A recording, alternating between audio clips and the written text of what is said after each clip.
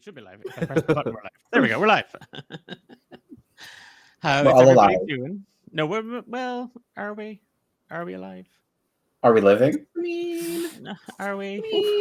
What is existence? What is existence? What is existence but Hibernation. 1,000 tiny little deaths? Welcome to the stream. So Halloweeny. I bring a certain kill the vibe to the stream. We've decided to be very random and stream on Monday. Just who we are. We're so kooky like that. We're just, you can't take us anywhere. Oh my god. Oh my god. We're so random. Oh my god, she's crazy. We were supposed to play on Thursday, but scheduling got in the way. And then because Beyond Horizon's Edge, the first season wrapped up, we figured we could just plop in here this evening. So consider us plopped, consider us random, consider one of us a DM. You'll see that we've swapped chairs again. And for the first time this season, Nikki is sitting in the DM's chair. Yeah. Let them go. I am absolutely terrified. And before we kick off the stream and tonight's session of Random DMs at the Dragon of Icespire Peak, quick mention to Emma, who is laid up this evening with a rather nasty tummy bug. So Emma, if you are watching this, go to bed. Jesus, the last thing you want to be doing is watching this. Everyone chat, light a candle for Emma. Yeah, light a candle for Emma. Say a prayer. I was going to say St. Anthony, but you don't say prayers to St. Anthony for sick people. Unless you want him to find your missing health. What? Yeah. Something like that. Yeah, that's how it works. We are D8 Dungeon. We are a group of TTRPGers mostly from Ireland, but from kind of all over the place at this point, with one goal, and that is to get together, tell stories, and then a second goal, which is the other goal, share them with audiences. And we do that here on Twitch twice a week, on Mondays and Thursdays, with our shows Random DMs. Ben and Declan on a roll, Saving Grace, and Beyond Horizon's Edge. And if you're like Twitch, oh, that's too much Twitch. Wish these guys had a podcast. Well, we do. We also have a podcast that comes out every second Friday called Romancing the Dungeon. And that has a brand new episode dropping this Friday. And Special one. It's okay. Look, it's the day after Halloween, but we're sticking to the schedule, so it is our Halloween special. Somebody couldn't relinquish the control of the calendar for posting the podcasts, so. But I mean, like, it's not our fault. Halloween is not a Friday. Yeah, like blame the calendar. Yeah, and that's fine.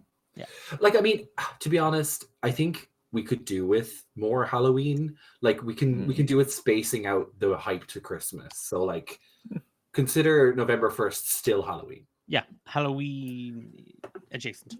It's a really cool episode. I would love to sit and talk about it because I didn't DM it, so you know. And oh well, fuck the three of you anyway for not actually responding to that remark. I did it. No, I just it wasn't laudable enough. Okay, sorry. Say it again. We're ready. You know it's a good episode because I didn't DM it. Oh, Rue, never. No, you're Declan. You're such a DM. True. Such a bastard. All right, great. I don't know what you wanted me to say. That should have saved me for the next. That really came from the heart. Thank you, Which one?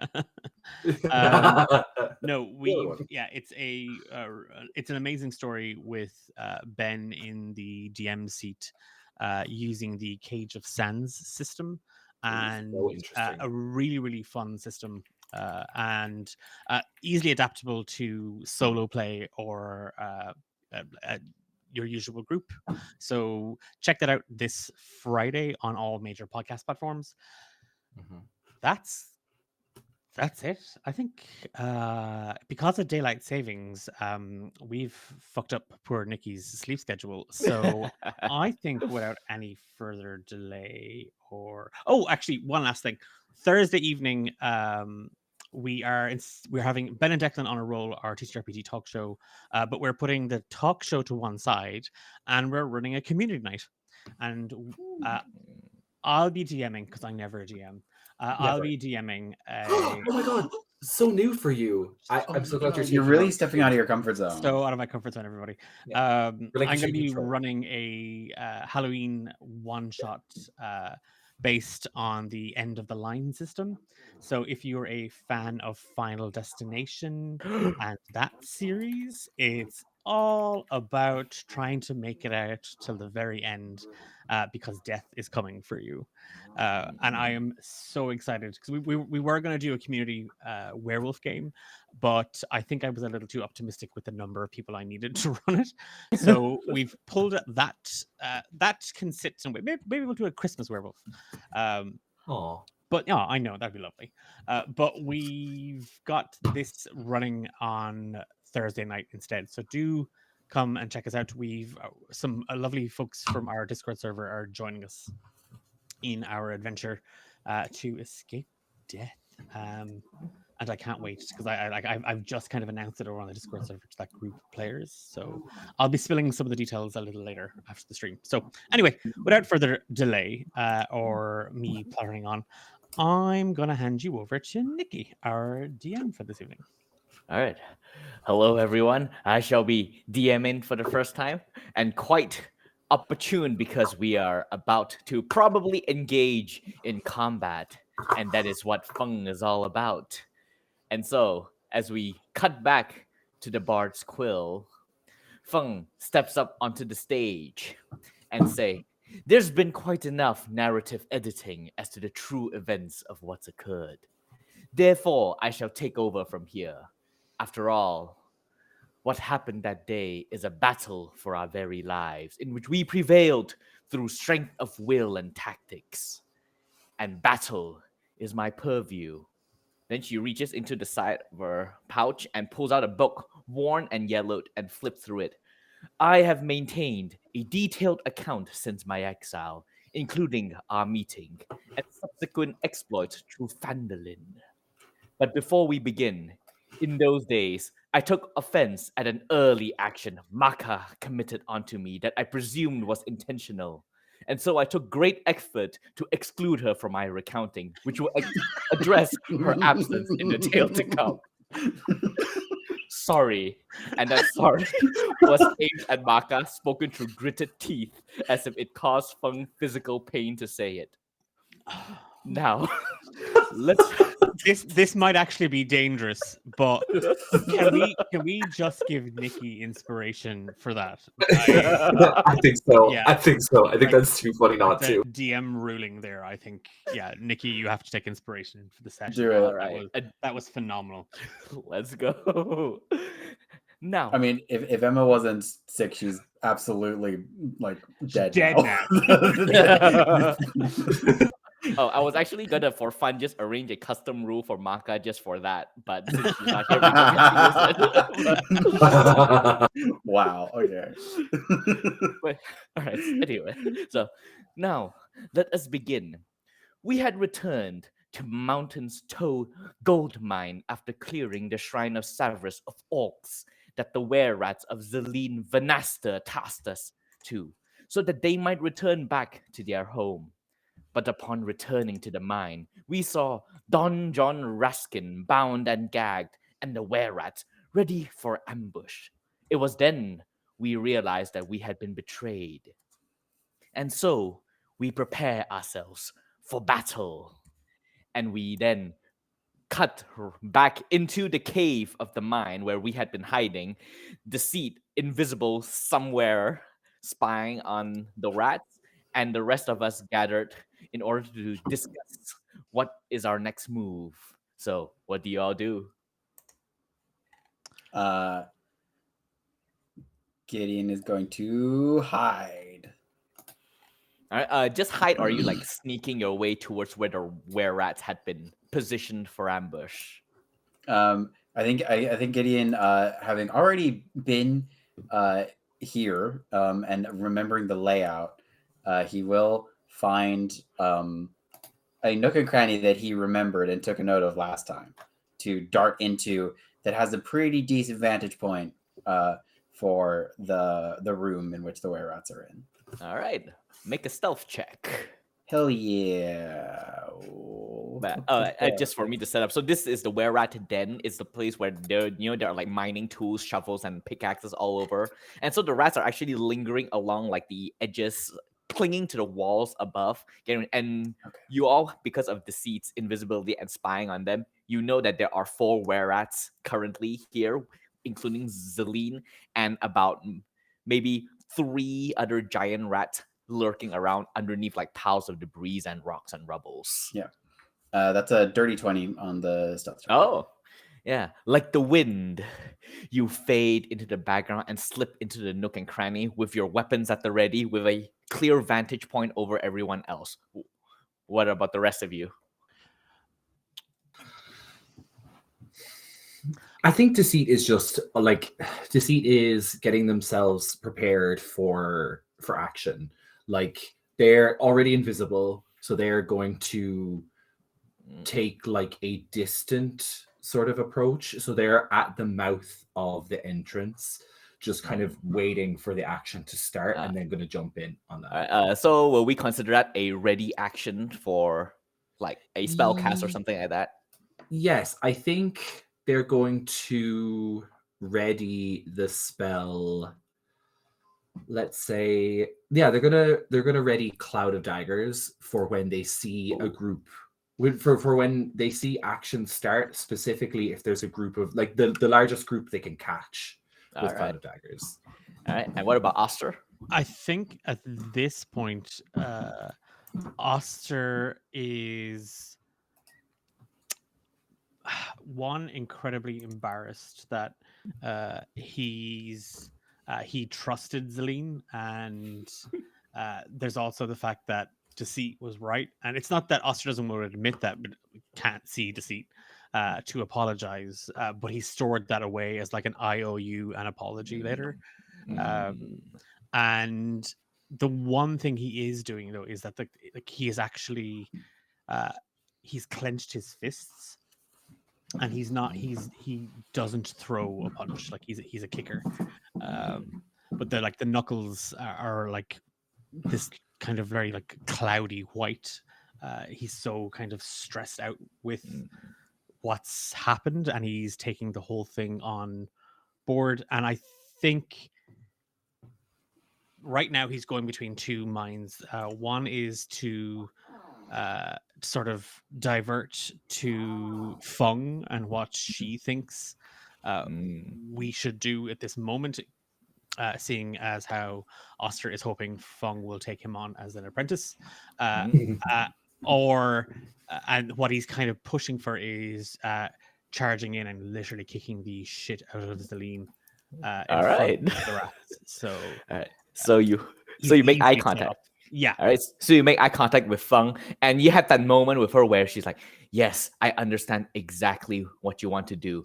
And then Fung is gonna draw her silver-tipped bow and arrow, and she's going to shout, "Traitors and oath breakers, I will be avenged!" And she's gonna fire an arrow at the nearest were-rat that is hidden. So I'm just gonna make that type because they don't expect this. All right. Okay. Oh. All right. Yep. You hear a from one of the were-rats as it gets stabbed. It's silver, it burns! And now I need all of you to roll initiative. We really should have silver, somehow like melted some silver and dipped Oster's like feet in them or something. Air Ganassi here. Giving him some silver toe rings. Oh, bruh. That's bruh. I got an 8. I got a 5. 12. Wait a minute. To be fair, I do have a readied action for when they group up at any point. Yeah, we're gonna get to your ready action immediately. Yeah, cool. Wait, Oster, what you rolled? 12, was it? 12, yeah. Okay, 12. All right, so top of the round, Deceit. Your ready action Cloud of Daggers. Perf. So when Fung lets off the arrow, I'm assuming like Oster's running in sort of like, so Oster might be just slightly ahead of Deceit. So it's kind of waiting for the person who, waiting for somebody else who can get hit. Basically, All right. Oh, is going yeah, easy to enough. is going to cast Cloud of Daggers on whatever the largest group of them is. Like a Cloud of Daggers is a 5-foot radius, so however many I can hit at once. You will be able to hit 2 were-rats and 1 giant rat with the positioning of that right next to where one of the were-rat that was shot by Feng, one of the other ones came out to try to tackle you all, and the were-rats, one of the giant rats, emerged from the rubble, and so they just so happen to be in that area. So perfect. It's a deck save for them. It is not a save at all. Cloud of Daggers is automatic damage whenever a creature enters the area or on the start of its turn. So I don't think it does. Nothing does it do the happens damage now. on cast? Okay. Oh, okay. So that means on their turn, that's when they take the damage. Yes. So they'll take 4d4 slashing damage. All right. On their turn. And then, then it'll be my turn when it's my turn. All right. So top of the round, it is actually, funnily enough, Zelene. She's gonna lean up from where she had been hiding. It would have been better if you just kneel down and die. And then I don't know if that was her voice from the last time we played, but yeah, she takes out a short bow. Remembers it. That's a, yeah. Exactly. She's gonna shoot at Oster because you're the one charging in right in the middle. That is a 14 to hit. So 14 hits, but that's he had the foresight for this, the tactical foresight. So this is your rule for tonight's session, Nikki. Indeed. So when you fail or an enemy succeeds an attack roll, saving throw, or ability check, you may narrate how you already planned for such occurrences. Roll 2d4 and add it or subtract it from theirs. So I'm going to take 2d4. Nice. And that's 8. So that becomes a 6 for Zelene. And it is the thing of he knew full well because when Feng shot her crossbow bolt in, it didn't even need the knot. He knew. He just picked up on what his master was putting down, and he ran right past where Deceit is, kind of at the mouth of the cave, straight in, knowing full well that he would probably draw Zelene's fire, or at least some of the were-rats' fire. And he full on, I think, as Cloud of Daggers is cast, he was running in that direction. He kind of spins onto one foot and ends up doing kind of a cartwheel into a backflip over over Zelene's arrow. So kind of it's just that thing of like he literally backflips over it, and he's now doing sort of a cartwheel straight towards her. Let's go. Cartwheels towards Zelene. All right. Some sort of like the bone wheels in Dark Souls. Terrifying. Yeah. And when you do that, Fung gives you a look of approval and respect, and she says, "It seems your training is coming to fruition, Oster." Okay. Like there's a moment in the bar where Oster literally he's tearing up at remembering the first time he got a compliment from Fung, because it's only been 12 hours since Fung tore him a new one. Love that. All right. And Zelene, seeing you foiled, hold still. And this time she's going to charge right into melee with you, closing up towards your cartwheel, and she's going to swing a short sword at you, and it completely whiffs. Nice. And you are now right in front of her. Next up is Fung's turn. She's going to fire another arrow at the one she already clipped earlier. That would be 14. I think, yeah, that hits. And all right, not bad.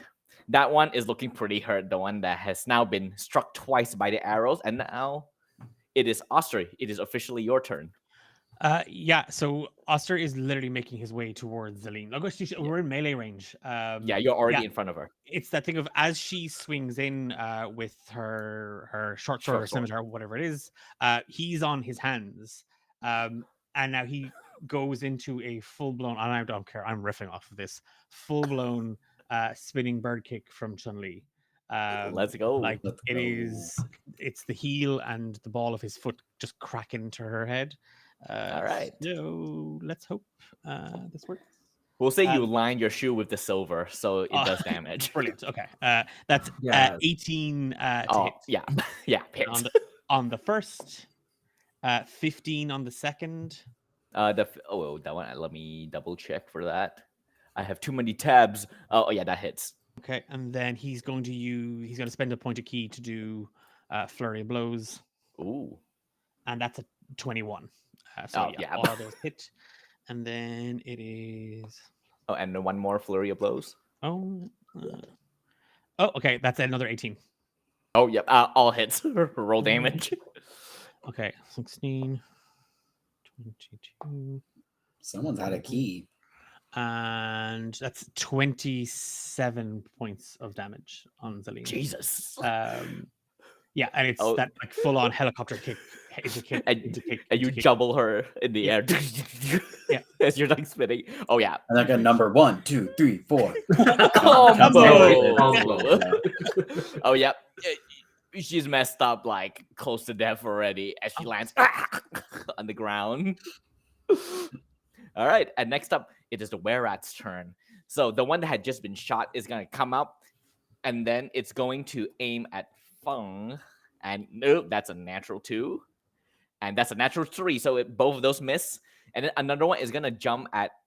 Actually, he's gonna. Yep. Wait, Deceit and Gideon are all hidden away or invisible, so they're gonna. Come Deceit is now visible again. Oh yes, true, because true. I did cast a spell.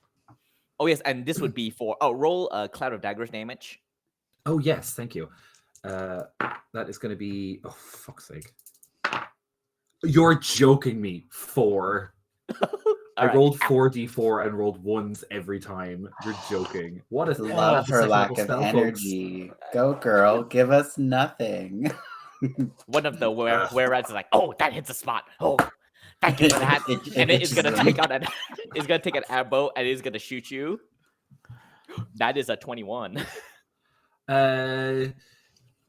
What is my AC? Jesus, I'd have to get like a 7 or higher on the 2d4s to have some sort of tactical advantage. Do you want to try? Try it anyway. You might get Funk's disapproval, which is really funny. I'm going to cast Silvery Barbs as a reaction instead. So I'm going to he's got to re-roll it, and I'm going to give Gideon advantage on the next thing. All right. Okay. I would have advantage already on my next attack because I'm hidden. Oh, cool. I'll give it to Oster. Yeah. All right. That's a 14, which you say your AC is 16. My AC is 14. Oh, so and I think Deceit's tactical advantage is if I can insult them, they won't hit me. If I can call them mean enough names, they won't hurt me. Famously, that's how that works. As he's shooting, Deceit just goes like, "You like those knives, you freak? I've got another one." And that's going to be a 3, so it's an 11 to hit, which misses. All right. Yep, it misses. I'll pull out a knife. Fun gives a look that says weird flex, but okay. Mild respect. My whole tactical advantage is if I make them feel bad, they'll miss me. All right, and the final were-rat is going to go after you, Oster. It's going to actually circle around to flank you with Zelene. And with stab with the short sword. The short sword is 15. Yeah, that hits. Yeah. Okay. I think. Okay. That is 5 piercing damage, and it's gonna come forward and bite you with its slavering maw. Ooh. Oh, that is 17. That also hits. Okay. I'm assuming the tactical thing is like a once per turn thing, right? Yeah, a once per turn. Otherwise, it'll be OP. Okay, that is 3 piercing damage, and I need you to make a Constitution saving throw. Nicky, if you Rat turn me into a boy, rat rat boy. boy, rat boy, rat boy. Rat boys. Nat 20 plus 3, giving me a 23 total. Oh yeah. Boo! You Thank flex. God. rat boys. What you gonna do? What you gonna do when they Not nibble be a at rat you? boy is what we're not gonna do. You feel the toxin course through your veins, and you flex so hard the poison leaks out from your wound. All right. Nasty. I wish And that's next- how I worked in real life. And next up, it is the giant rat's turn. Two of them is gonna come after you to see because again, One of them gets hit by cloud of daggers, though, right? oh yes, you're So right. I'll re-roll that for him. Oh, much better. That is 2d4 already 8. Oh my god. 14? Oh, that giant rat is completely mincemeat. Get In the fucked. blender. So there's only one left that comes after you. It's gonna. Did the other one move? The other were-rat? Did the were-rats move out of Oh yes, out of yes, yeah. daggers? The one that just attacked Oster would have taken the cloud daggers damage. Oh, cool. And that was the second one. I forgot. 2 and 3, so 5 and 13. Oh yeah, that one is half its former self. Then we'll put it that way. Hell yeah. All right, and so that were-rat is gonna nibble you. It misses with that bite, and then the Ew, third. disgusting. And the third and final Wera is again gonna come after you, Oster, because you're the only one visible. And it completely misses. And so now it is Gideon. All right. From Gideon's What did very you get for advantageous initiative, Gideon? and 5. I got an 8. So I go. Yeah. Yeah. Oh, I go yeah, last. Sorry, I forgot about. Yeah. Yeah, Because I had a this top turn. of the turn. I had like a reaction. Oh yeah, my thing at the top of the turn. Yeah. Deceit is going to look at Zaleen and just go, "Were rats? How about not wearing those ugly clothes?" And cast a vicious mockery. All right. It's a wisdom. She rolled an 18 on that. Oh, Wait, let me see. That's a in charisma which save, case- right? I believe it's wisdom. Yeah, it's wisdom. Oh, okay, yeah, that is an I'll 18. double check. It's wisdom. Wisdom of 13. So she unfortunately succeeds. However, I am going to use up 1 bardic inspiration as my bonus action. Okay. And I'm going to activate my College of Glamour Mantle of Inspiration. So Oster, Fung, and myself will get 5 temporary hit points. Ooh. And we can move up to our movement speed, or we can move up to 30 feet without provoking attacks of opportunity. So I'm going to back out of the cave a little bit. All right. As Easy you back out of enough. the cave, Gideon just like glares at you. He's like, I'm like stepping. I think but you can't see him. the mantle of inspiration, it is like a cloak of like glamorous, like purple and orange, like smoke that comes around Deceit's shoulders. And you guys have seen it a few times. Hit the sleigh button, and it just like it's kind of like got a little like glitter and stars and stuff in it, and a little aura goes around Oster and Fung as Deceit does. It looks like they don't even like touch the ground as they kind of like prance backwards in this with this big billowing cloak like drifting forward in smoke. Like it's like stage harness like swings you back. You hear Oh boy. There's like stagehands in black morph suits like pulling a trolley behind you. a sandbag hits the ground. That's your unseen servant. That's my turn. All right. Or- And next up, Gideon. Me. Okay, so from Gideon's hiding spot, he is going to from his he's gonna place his silkscreen of moths down, open up the door, and he's like, "All right, gang, this is a tactical onslaught. Let's go!" And he cracks his knuckles, and a bunch of moths will like covers like his forearms, and then he's gonna pull out a silvered short sword, and he's gonna use his bonus action to cast Zephyr Strike.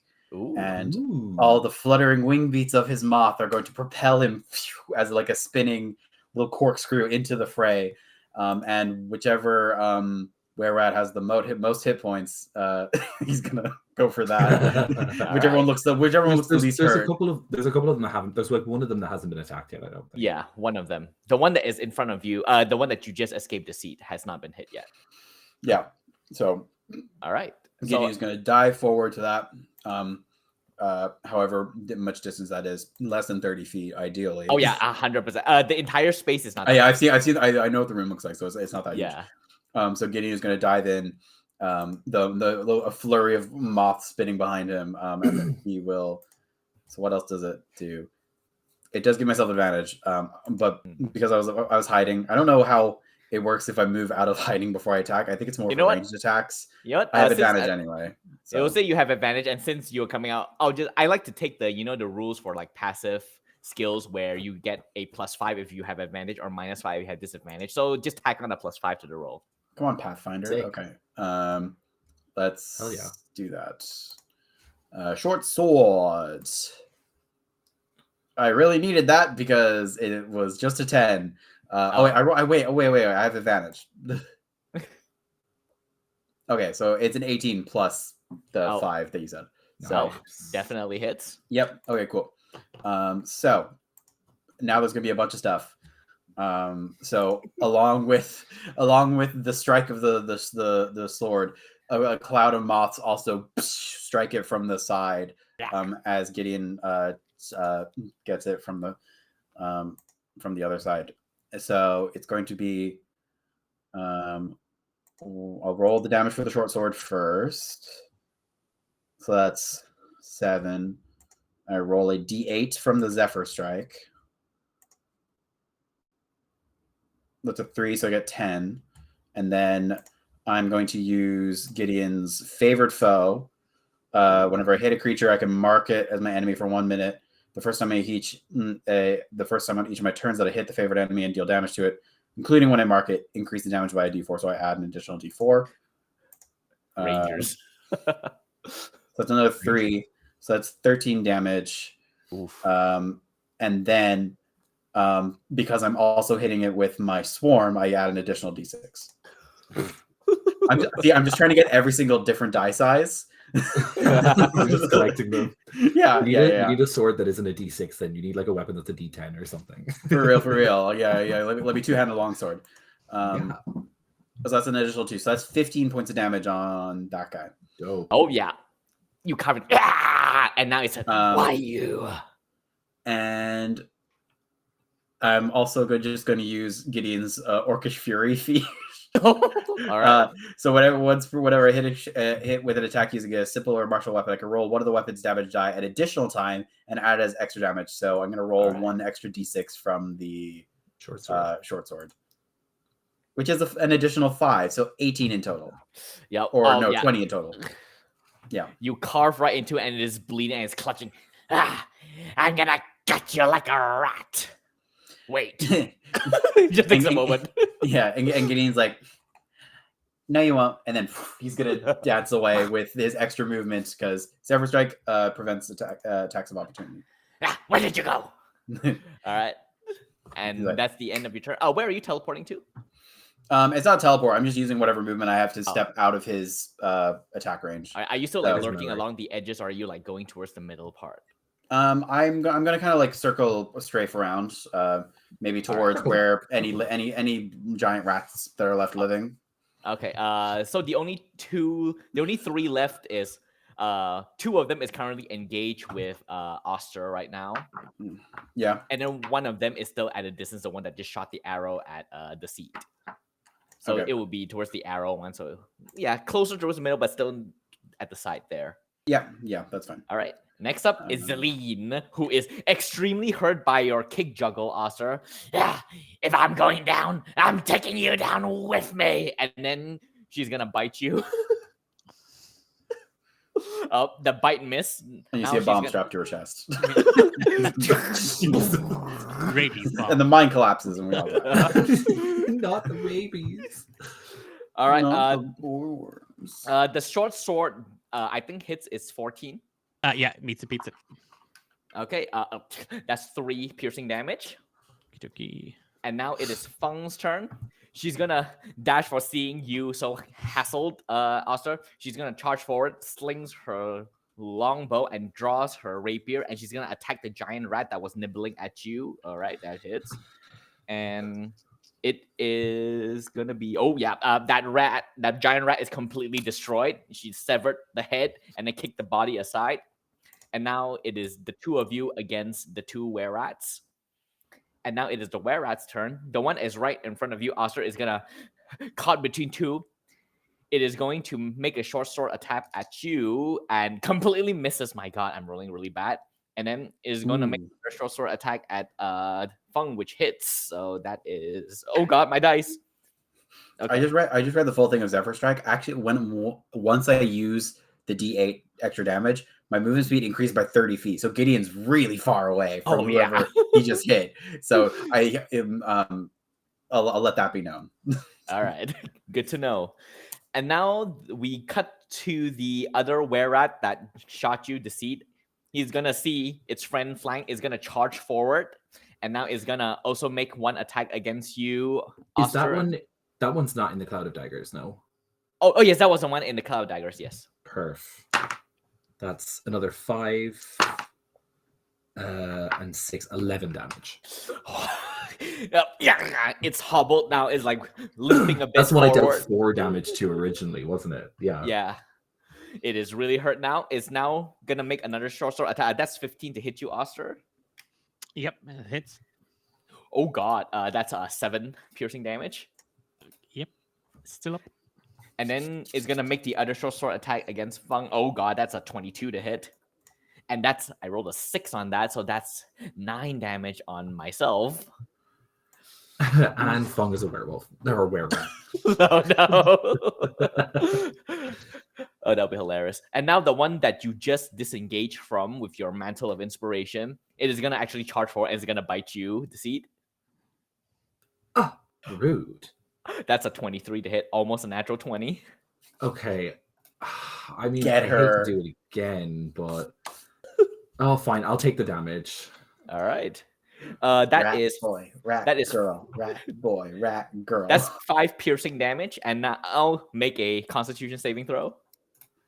Ugh. Okay. Do I have anything for this? Probably not. I will. Oh no, I can't use that because I'm a different type of tiefling. Fine. Oh, I failed. I got a 3. Tactical foresight, if you want. You can use tactical foresight for this. I will. Oh, become a rat for the bit. What's my constitution? My constitution. Oh, it is 0. So I got 3 plus. I got a 7 total. Oh my god, Deceit is like if a rat girl was a boy. Okay, so as you get bitten, and you feel something course through your body and warmth build up inside you, and then it fades away, and you're like, and you're fine. Like, okay. What did you do to me, you disgusting little creature? Oh, and Deceit's gonna pull their knife. It's like, you won't be laughing for long. We'll see about that. And now it is the giant rat. Yes, we will. We will see about that. Oh no, we won't. Oh no, we will. Oh, we I won't. will, because you'll be Shut up. You just hear from a crate behind you, like, stop vamping and kill each other. Stay out of this. The rat just turns towards the side.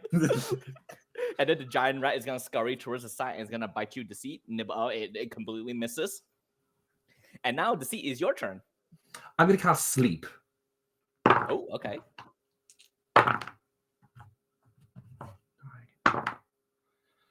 Oh, 11 and 9 is 21 and 7 is 28 hit points of sleep.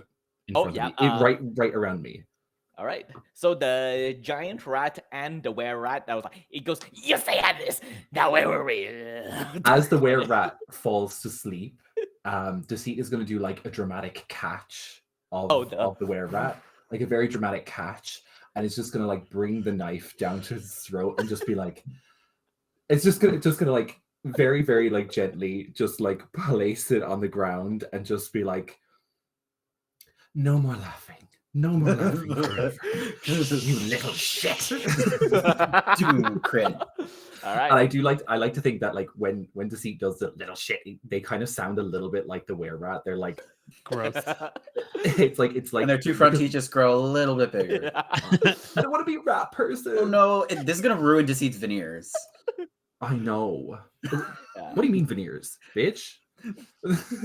Congratulations, you took up the giant rat and the were rat that was in front of Yeah. you. Oh, And Well, now, you killed the were rat, right? no, Or it's they just asleep. are they? They're Oh, they both okay. They're both just asleep. Okay, cool. I Yeah. will send a bardic to no one. it just brings it up like, yeah, I'm not gonna- Gatekeeping the bardic. Love that. you know my Yeah, bardic maybe I inspiration, will. right? I'm not going to use it. Exactly. All right, Gideon, you are up. All right. I got skipped. Oh wait, I'm so sorry. Yeah. Okay, Aster, you're up. I was looking at the wrong part. I But just what said if I can go? No, I'm kidding. because there's still Zeline Yeah, and does the he- other rat in front of me, right? Yes. Yeah. Yeah. So I think he's he's going to make 2 attacks, and it's a double front kick. So he's just going to go Alright. straight up and try and kick both at the same time. All right. Roll Come the on, dice. Australian breakdancer. It's 11 on the first, which is not that great. 11. Oh, And- yeah, you missed Zeline. 13 on the She dodged second. out. Oh, that one hits. Okay, and I'm going to spend key point as well for flurry of blows. Flurry of blows. Flurry of blows. Furry rolls. Should we have a little key? Should we have a little line? Okay, so 18 and 19 on the next 2. Is the flurry of the third hit? Is it going after Zeline or the other were rat? Again, so it's Oh, he's so gonna it go- 2-2 against. Like, yes, yeah. Okay. It's sort of like legs go up, legs come down, kind of thing. like Tom and Jerry Yeah, kind of yeah. cartoon physics. All right. All right. Roll the image. Well, I think it might be a case of like as kind of he goes up, he lands back on his hands, and it's kind of he'll twist his whole body into kind of almost like kind of capoeira. He's gonna like twist and kick out at the same time. Then, All right. so that's 2 for the first, so that's 6 and 9 and 12 for the normal were rat, and then 4 for Zeline. Oh, she has 4 hit points. Oh, So you actually Yeah, killed both of them. great. Like you just their neck breaks and then they slump onto the ground. And now there's only one were rat left. To see. Yeah. Wait. Yep. And now, Gideon, you are up with the final were rat just over there, like There Does is he- one still left, but it's asleep. I'm about to. yes. Oh no, And- you do. Oh right. Okay, yeah. yeah, one still standing left. Okay, cool. Gideon is just going to go sicko mode. Go crazy, go stupid. Okay, cool. I am like Zephyr Strike still gives me like no attack of opportunity. That's fine. All right, cool. He's just gonna a big gust of wind propels him forward, and this time with he's gonna make 2 short sword attacks. All right. First one is regular. Second one will not have his proficiency bonus. I don't have advantage on this, and I rolled an 8. Oh yeah, that misses. Sadly. So, what have we been hitting on with these guys? What's the? It's 2d4. I think I the don't know low saving throws. I mean, I a think- 13 did hit, so A 30 did hit, and so Yeah. that is achievable. All right, I'll try the tactical proficiency. all right. So how did you foresee the way before. this rat will dodge your Zephyr Strike? Well, Gideon saw that he had a gammy leg last time they were here, so he's actually swinging. He's pivoting and attacking them from that side. All right. So I'm gonna roll 2d4. Hmm. And I got a 7, so that's That gonna be a hits. 15 to hit.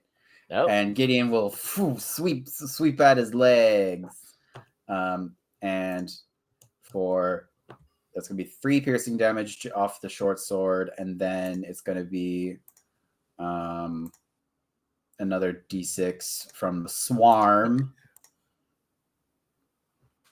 Ooh, that's a full 6. Okay, cool. So that's 12 off of that, and what's the how's favorite work?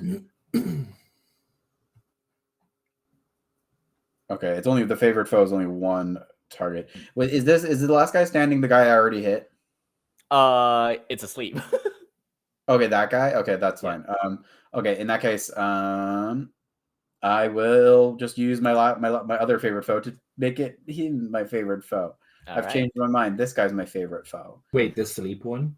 Yeah. No. Just- I'm moving it from the sleep one to to the one he's fighting. Yeah. And so an extra d4. So 2. So 14 damage total. And now the second short sword attack, which I will just roll like this. Ew. It's an 8 plus 3. 8 plus 3. Oh, that just miss. Yeah. So 11.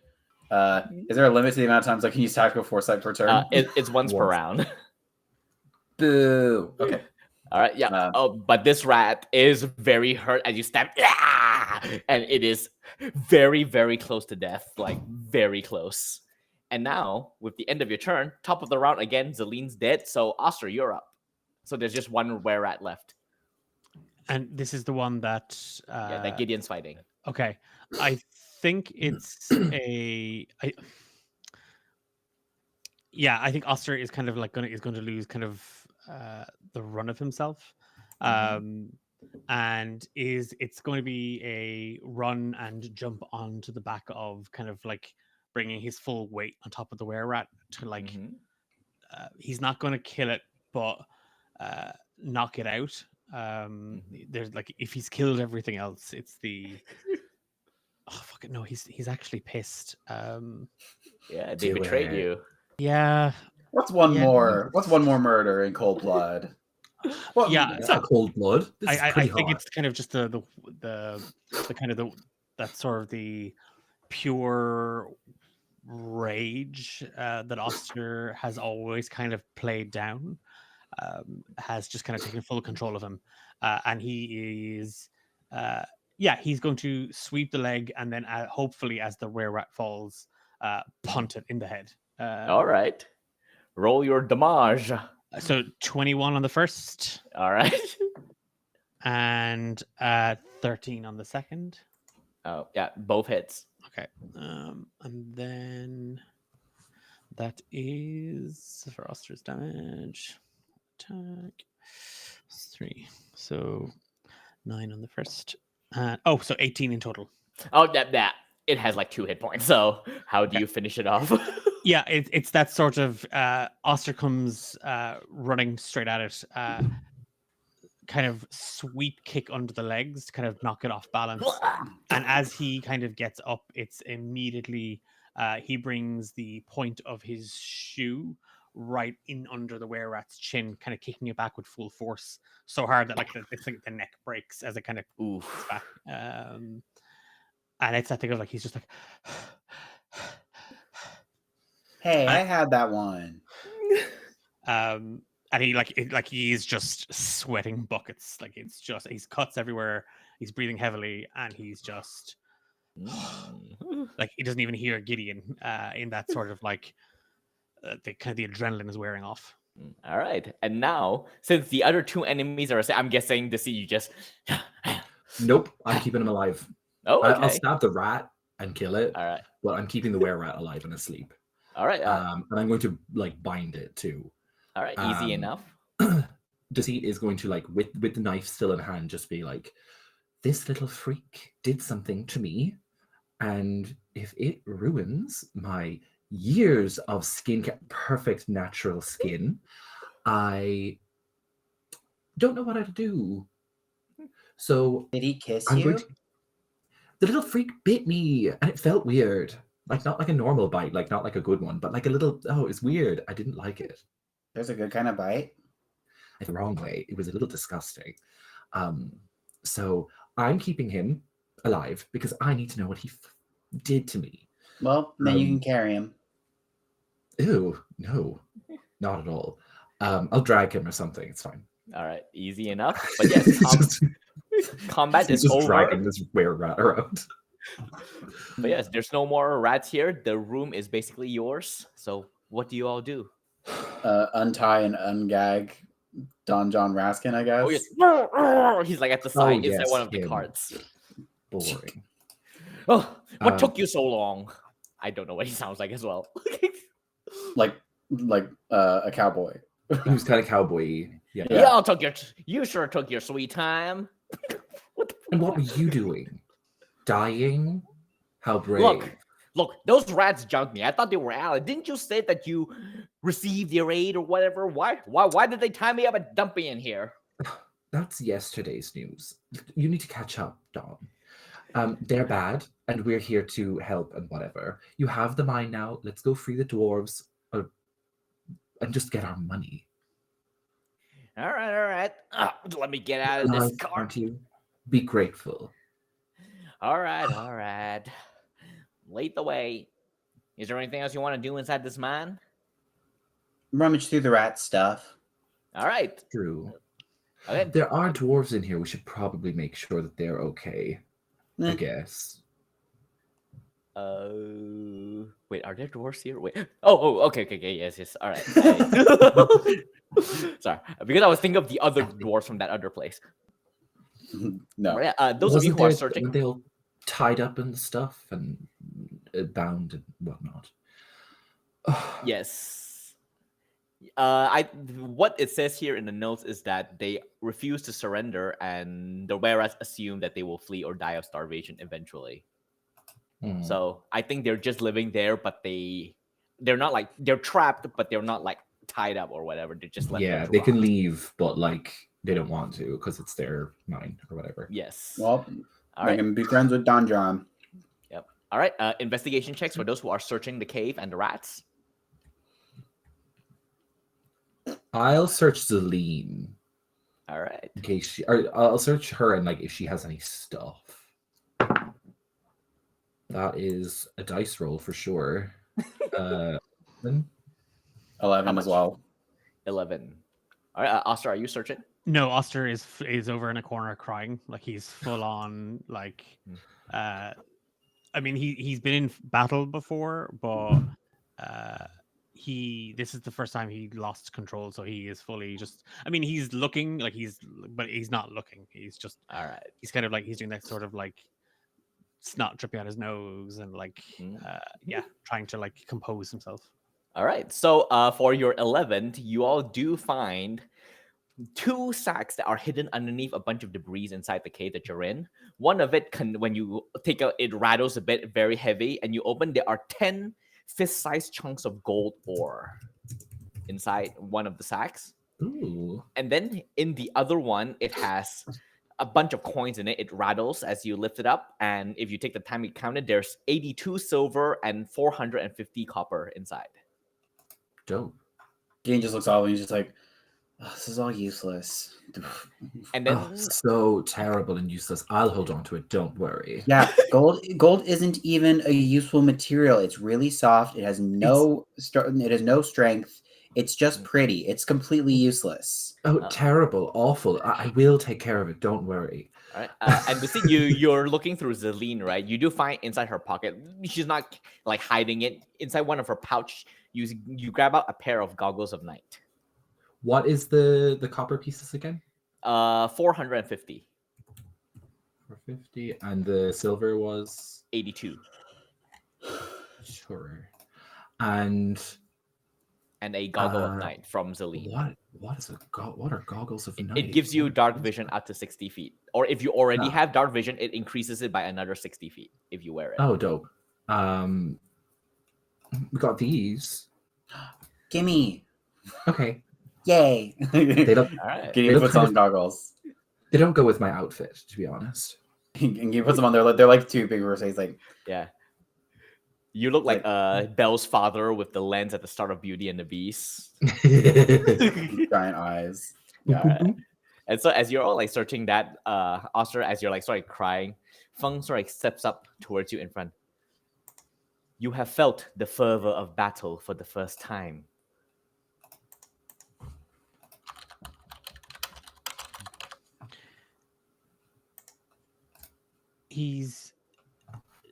I think like when anybody kind of acknowledges him, it's that thing of like it's just like a big kind of Poor baby. no,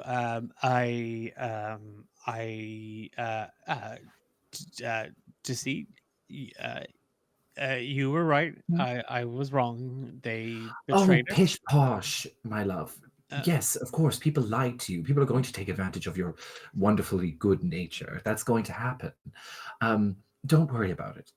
Look, we've got bigger rats to fry, Mm. and they will fry. What was that? Ew. uh, Am I method acting? Is this? I'll be back. And they just like prance away. He was like, I was about to heal them, but they seem preoccupied. Whatever, they can bleed. It's fine.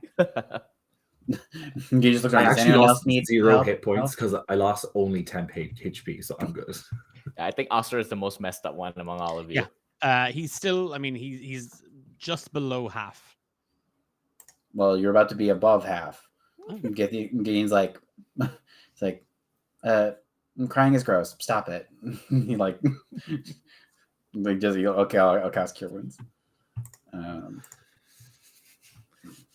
All right. Yeah, there. You heal 9 hit points. All right. Yippee! So you have cleared Mountain's Toe Gold Mine, which is what I think, if I remember, that is what Don John Raskin wants. Mhm. And so Maybe. it's been so long, I don't remember. we finally cleared this fucking quest. Yeah. But yeah, so after all of it's done, you see, like during the time where you're all searching, he actually went up and he actually found the hungry dwarves and brought them up. They look completely grimy and filthy. And then he just said, all right, well, y'all done your business. So congratulations. And then he's gonna take out like a piece of paper, write a note. So he gives it to you, passes over to Town Master Harbin Wester, and you'll be able to collect your reward. Good. Goody. I still need to know what this little freak did to me, so we might have to stage a little interrogation or two. I mean, if you're going to perform such an illegal act, please do it outside the cave. Ugh, narc. Well then, Can Gideon make a nature check or something to see if he can remember? Because last session, Gideon did describe what lycanthropy was to everybody. Yes. No, you don't have to roll anything. Yes. As a ranger, you would know. Yeah. Deceit's been inflicted with lycanthropy, the rat version. Yeah, Gideon's just like, oh, wait. Oh, I thought, you're talking, you're going to turn into a rat. Yeah. Ew! I literally explained this to everybody. As you say that, I stab 30 and kill minutes the ago. rat. Like immediately getting the information, I just stab and kill him. I'm just like, well, don't need him anymore. Yeah. I thought you were just worried about sorry, your skin. Oscar, I should have told you to turn around. About your skin or something. What? I thought you were just worried about your skin. No, you're gonna gonna turn into one of those in the next full moon. When's the next full moon? Are you kidding me? Gideon counts exactly the amount of days till the next full moon, because of course he knows. I couldn't even get like the sexy kind of lycanthropy, like a wolf or like a badger or something cool. A badger? Perhaps get a rat? Yes, badgers are kind of cool. You know they got really powerful bites. They can break your leg. I didn't know that, and I don't want to. Yeah, one chased me up a tree as a kid. That's fair. I would do the same. Chase me up a tree? Let's find out. And I'll start running after Gideon with a dagger. I think with Oster having learned that Deceit's been bitten, there's in his Adventures League manual that he's been collecting since he was knee-high to a grasshopper. He knows the surefire way of curing most lycanthropy, especially in the early days. So it is that thing of like maybe he's going to kind of go to approach, because Don John is from Phandalin, right? Don John's from like this. I thought he's from like Neverwinter or something. Oh, he's like a filthy city capitalist or something. Yeah. Then he probably doesn't know, but he makes a mental. The dwarves might.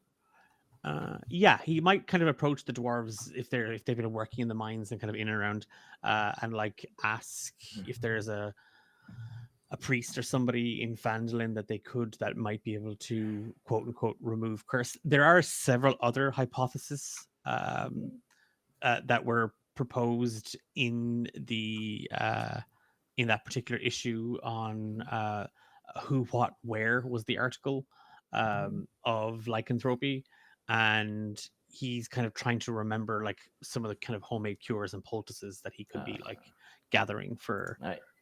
deceit. Yeah, you talk to one of the doors, like, it's been a while since I've been to Vandalin, but I'm sure you'll be able to hit one of the priests who will be able to help you to remove the curse. Just go to a nearby temple and ask around. They might ask for a That would be stipend. really, really good if they weren't all dead. Lovely. Wait, you killed all the priests in Vandalin? Oh no, the Shrine of Severus. They all died. Oh, well, tough luck. Oh. Oh, I couldn't camembert to become a brat. He walks away. At that. What? Did I say something? A very a pun, a really cheesy pun. Oh, you're silly. I would never. That's so below my station. Like I'm far more mature. I'm taking psychic damage with each one of these. Well, look, are we going to go? Like, we can't be here all day. Yes. What are you saying? You better get a hold of yourself because I can't do this anymore. We need to leave.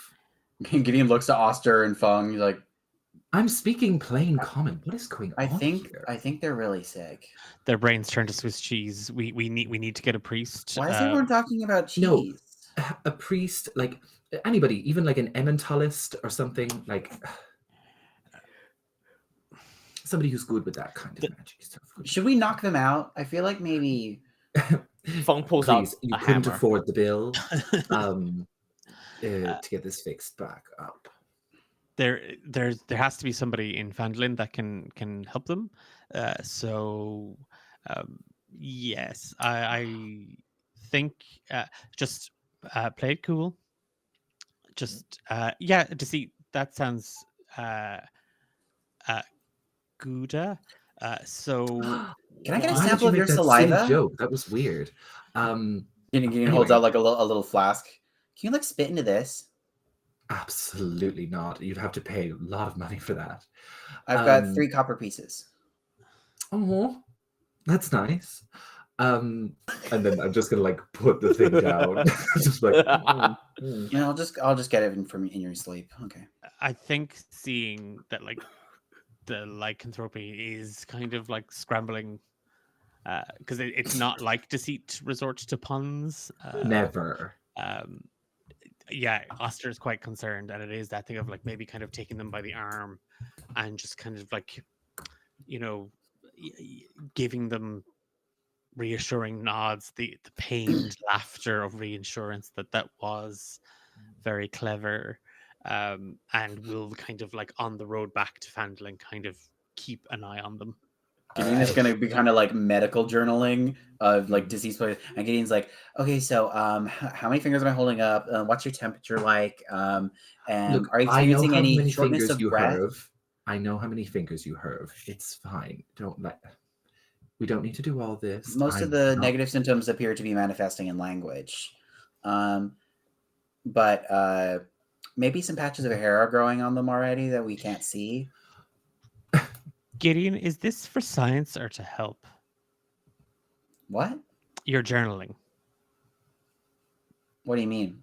Are you taking note of the symptoms to keep track of them for Deceit's benefit, or are you monitoring them to see the progress of the lycanthropy? I'm definitely taking notes of the lycanthropy. symptoms. But so that we can track them for Deceit's benefit and not for your research. Many things can be true at once. Okay. Maybe you could go gather some herbs to kind of help. There's no herbal remedy for lycanthropy. You just look at Gideon's journal. There's just a drawing of Deceit as a rat with like stink lines. All right. So look, I appreciate all of the attention of course. But I'll be fine. We'll just get back to Phandalin and I'll be fine. All right. So for the purposes of this, you all continue traveling. You all get your long rest, get back all of your stuff, and so you've traveled by this point on the way to Phandalin. It's only about like a couple of days away, and I'll say at this point you sort of like reach back to Umbridge Hill, which is where you all slayed the Manticore, and that is where you take your last long. Oh yeah, where you slayed. Yeah, Gideon slayed it, and so you all decided to camp for the night, so it's nighttime already. And one of you, Oscar, are you going out to look for herbs? Is it? Yeah, I think really reluctant to leave Deceit in Gideon's care. So it is that thing of we'll beg Fung to keep Gideon at like arm's reach from Deceit for fear of gathering saliva, hair, nail clippings, DNA samples of any Gideon's like trying to push past him. Like, I just need to see their canines. Like reach from Deceit's mouth. All right. Just maybe even an incisor. Deceit does pack a solo tent that they have, and it's quite cute. It's like a lovely little solo tent with like a little curtain that they draw across. And anytime we've had a long rest, they have just retreated to it, closed it, and been by themselves all evening. All right, and I would like all of you to make me perception checks right now. Ooh. Can I not? Because I would not be paying attention. Okay, that's fair enough. So, Oster and Gideon, roll me the perception check.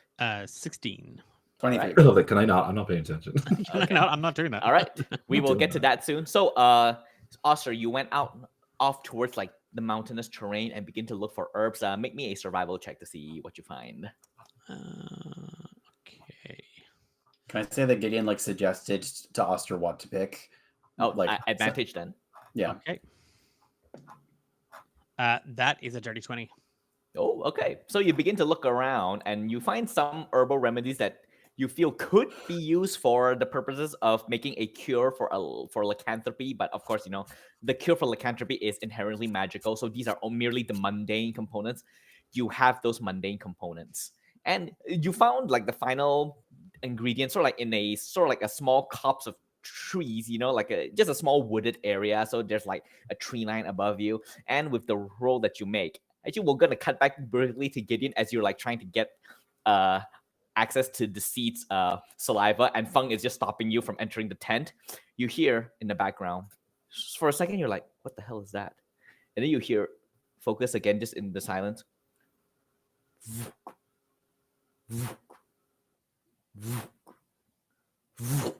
Getting a bit louder. And then as it gets louder and louder, you suddenly see a dark shadow just pass over you. Goggles. Enhance. And as you do, you catch a glimpse of a long tail through the air, flying in the direction of where Oster is.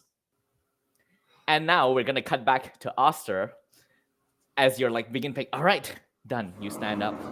And then you hear. Can I say that I hunter's marked the thing that I saw?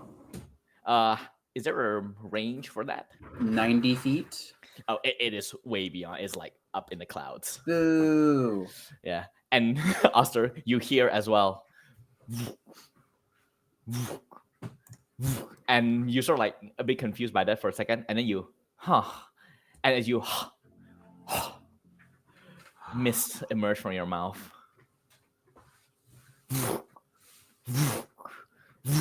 What do you do?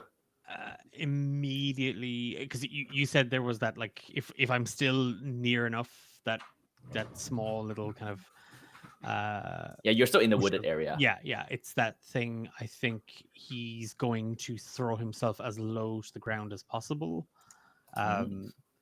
If even like kind of in under a bush, to like make himself as small as he possibly can. Right. Make a stealth check. Okay. He turns to Fung and he's like, we should find Oster. Yes, we should. Deceit! Fung rips the tent open. Rat girl, come on. Please. And you see like a full face mask and the cucumbers like go and like they're in a towel for some reason. I'm like, please. Oster is in trouble. And then we must go they now. close the curtain and then immediately open it and are fully clothed. And they just like step out and they're like, fine, I'll go look for them. All right, and you all set out in the direction of Oster. And what do you roll, Oster? 7. Hopefully we need to find Declan as well. All right. There we go. So you hear it getting closer, and your breath begins to puff more, and you begin to feel a chill along your skin. And then suddenly, there's the fluttering stops. The ground shakes, and you hear trees break and trunks collapse around you, and the ground shakes a bit, and then you hear. As it does, you begin to hear like as the air around you begin to crystallize, and some of the leaves that the bush you're hiding under, you can see frost and fractals begin to spread along the leaves, and then you hear a very familiar voice go, Where are you? I felt your eye upon me in my slumber. You seek to usurp me? Show yourself, and I might show mercy. getting a bit closer to you, somewhere towards your right. What do you do?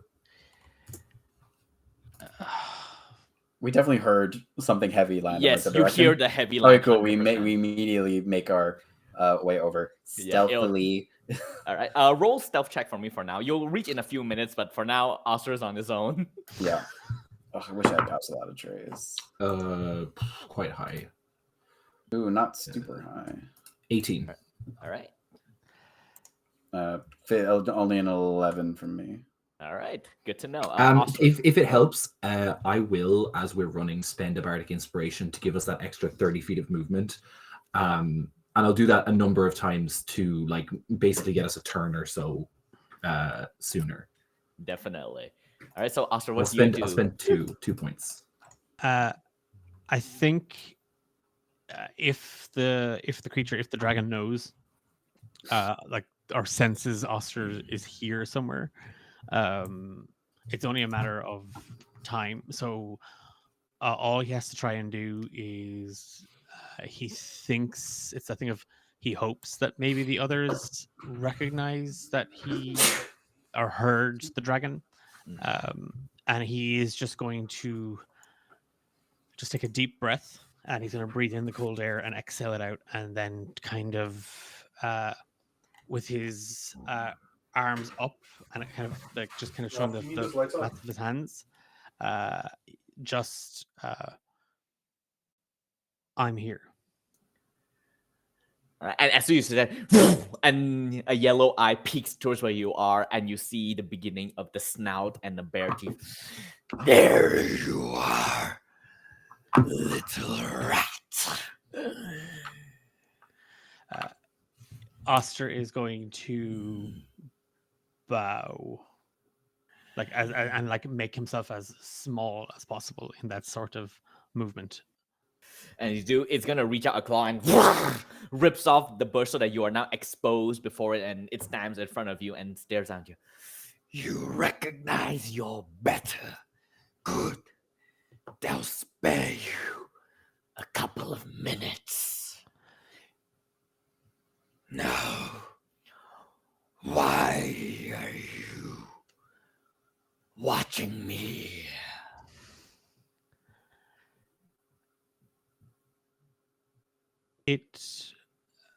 Like Oster is that he's trying to go through. He's panicking. It's that thing of like he's trying to kind of remember as much as he possibly can about dragons. He's only getting like snippets of things, and he doesn't know anything about. Can he, like, I know it's dark and stuff like that, but seeing the dragon in front of him, can he now kind of determine, like, what kind of dragon this is? Like, and Right, with the cold and it's more like what the color, I guess, was what we're kind of going for here. All right. Oh, color easily enough. It has blue scales that sort of like glimmers all across its back, all the way towards its wings, and its size is like from snout to tail, about maybe like 15 feet long. Okay, and with that, based on that, then we're talking kind of like a young adult Yeah, blue a dragon. young you Yeah. gather is probably a young, like it still towers over you, but it is not Yeah. as big as like an adult specimen. Okay. Wait, is it a blue dragon or a white dragon? Wait, did I forget? Did I mix up? Cryovane's a white dragon. Snowy, shit, yes, it snowy is blue, white. snowy blue, snowy blue. So, there we go. Yeah, I see. It's blue. The moon. Its The its moon wings cast are it in blue. Yeah. I think it is in that Got it. motion. He does again, not making eye contact with it because this thing clearly sees itself as being better than everything else, and you don't look something like that in the eye. Keeping himself low. Okay, I'm gonna try and play to this thing's ego, and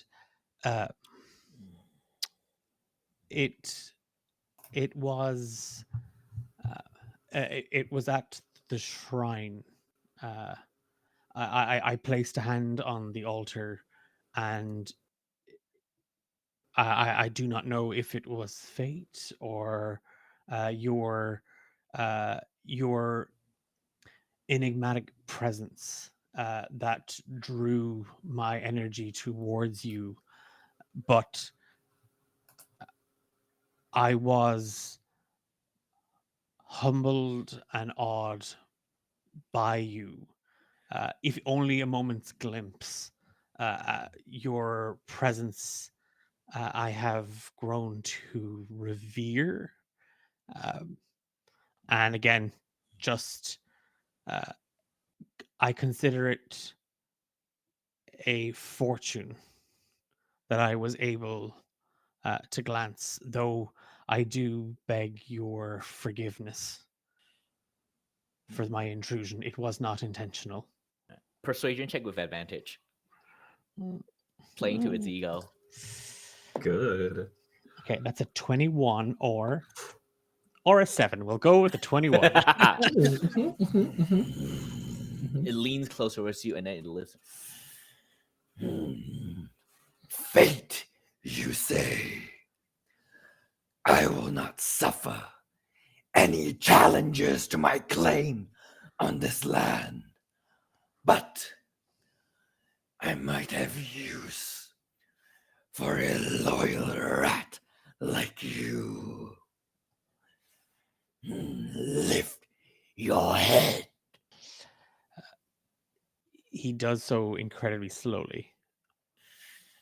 And it is about this point that the rest of you arrive, sort of like reaching towards the clearing. And before you even reach the wooded area, then you can see a dark shape looming, like the sunlight just playing off of the scales. It is a dragon right there that you all see. Oh my goodness. And you can see a silhouette of someone bowing in front of it. Fairly oster-shaped silhouette. Oster's got a Deceit, vulnerable. Let's kill it. Deceit like puts their hands out and it's just like, no. We didn't trust Oster before. Let's do it now. If he needs our help, we can jump in. All right. So it cuts back to you. Fine. Oh, with that, I will give a wink in Oster's direction and give him my last bardic. All right. You have a bardic inspiration. Okay. And so it's going to lift one claw and it's going to hook under your chin and lift up.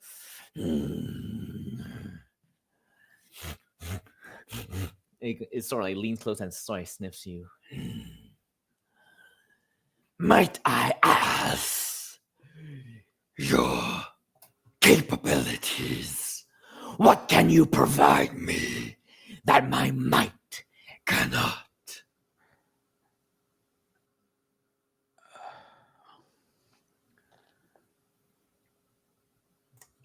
Again, A really positive attitude. Oster thinks to himself, he doesn't want to promise this thing anything for fear of it being a vow, and it's that thing. there is there's very little, if nothing at all, that something as lowly as I could do for you, but I have learned of your presence. I have seen your impact on the land. I could spread word of your vast strength so that others would not be as foolish to even consider the thought of bringing a challenge to you, oh great one. And it sort of like thinks for a bit. Yes, that might be of use. It is well time I begin to build my horde, and that can be the treasure of this land. You will go forth and tell of the king in Icespire hold that he demands tribute, lest they face your wrath. But before that, you shall prove your worth by slaying the one watching me. And it turns toward the side and it immediately makes eye contact with you, Gideon, because you failed the stealth check. So the rest of you, Deceit and Feng, you're all hidden, but Gideon, you are not. It knows you're there. Kill it and bring me its head.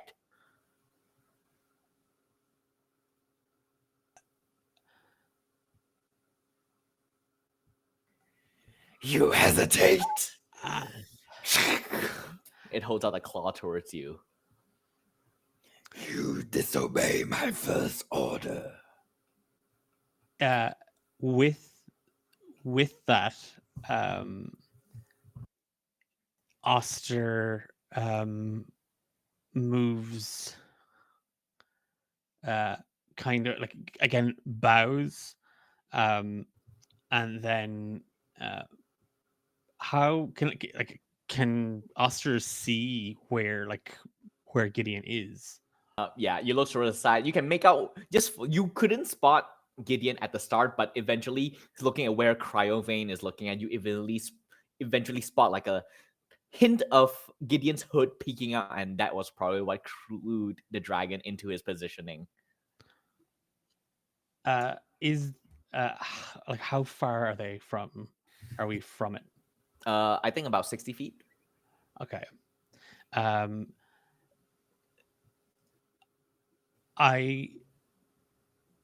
I know the one you speak of.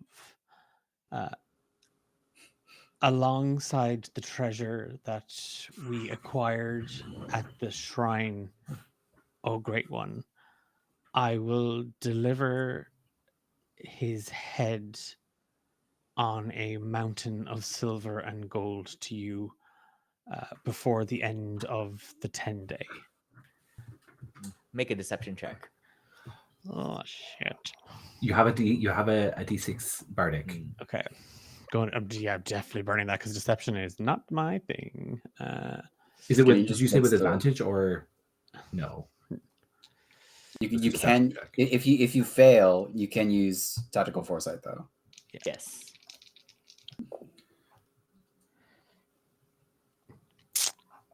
Oh, I was reading the dice. That's a 7 + 1 from the bardic, giving me 8. Tactical that foresight. I think I might tactical that foresight. Yes. Can Not 2 4s. is it possible? I don't know. Deceit is really proud of Oster right now, for handling this so well. I really want to try and help out in some sort of way. How do you do it? I'm You are trying still to think. hidden. I am. Okay, I am still hidden.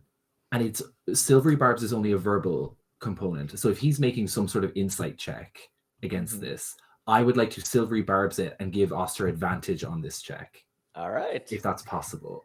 Question: does Silvery Bob clue the target that it is being casted on? What do you mean? Do they know? Yeah, like does the dragon know that a spell is affecting it from Silvery Barbs? I mean, it says you magically distract the triggering creature and turn its momentary uncertainty into encouragement for another creature. I think what that looks like is, I think I'm kind of magically altering Oster's posture to look more assured and more like confident. To kind of like double trick it, as in like that's going to make him more confident, feel more confident, and make the dragon think he's telling the truth. All right. Okay, so I'll roll the disadvantage. Yeah, I'll say like for a second, like the dragon and continue staring. What is your deception with advantage? Okay. So that was a nat 1. So Oh my god! Oh God. okay. So it's still the 8. 7 or 8 Yes, the 8 plus 5 from the tactical, giving him 13. All right. It looks at you.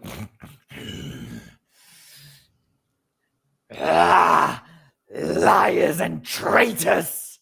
I should have known I could not trust walking meatbags. If you won't do it, I'll do it myself. Boom! And it's gonna fly up into the air with a digging his claw and throwing dirt. I need you to make a dexterity saving throw, Oster. It rolled a 14 with the disadvantage. That's 19 on the deck save. All right, so you are knocked back, but you don't take damage, right? As you stumble back, and Gideon, a dragon is flying right for you. It is dive bombing towards you. Okay. And it opens its mouth. You can see crystalline glow is emerging from its maw, its throat. What do you do? Well, that's a lot. Oster We is gotta just run. screaming run. Like he's just screaming run. Okay, I'm gonna bonus action Zephyr Strike cast on myself and bucket. All right, so this will not be combat because this dragon will destroy all of you. So this will be a skill challenge or a run. So with the Zephyr Strike, you get It's to a make casual stroll. you can make your athletics or acrobatics check with advantage. The Zephyr Strike helping you move faster. Hell Funk will yeah. follow you as well. Oh, she's natural 20. Can I also say that I'm also using the gust cantrip as part of that? Oh yeah, it's like my moth sword was just kind of like he's using it as like bouncing pads to like boof boof boof. all right, run and through the to see what are trees. you doing?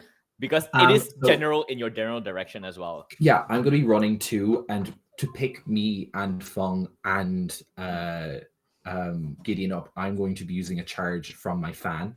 Mhm. Oh my god, I'm so stupid.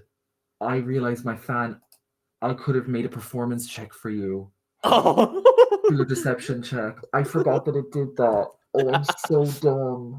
I'm so sorry. I'm not used to having this item. Fuck, that's so annoying. That's so annoying. I will spend a charge from the gust, from the fan to cast Gust of Wind, the second level spell. Oh, sick. To push us forward, basically, to All right. to increase our speed, and I could do that 3 times, and it is 60 feet, so it's going to like just make us go a little bit faster each All time right. I can do that. So So for each the round purpose- I'll be doing that.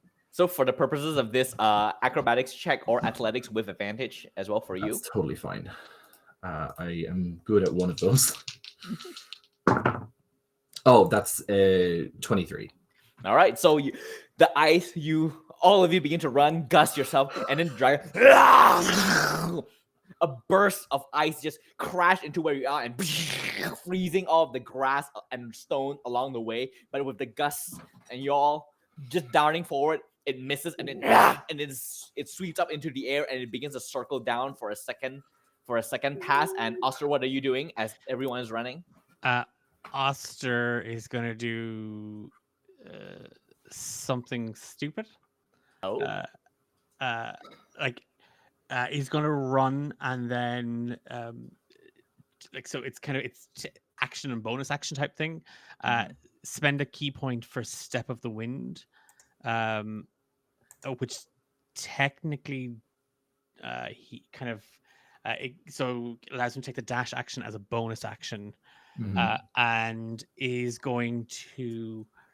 I don't know if this is possible, but if Cryovane is coming back around, it's that thing of he's not going to he's not going to be able to kill it or defeat it, but maybe give it disadvantage on its next breath weapon attack as it breathes down, and he's going to jump, casting levitate on himself, and that jump is doubled.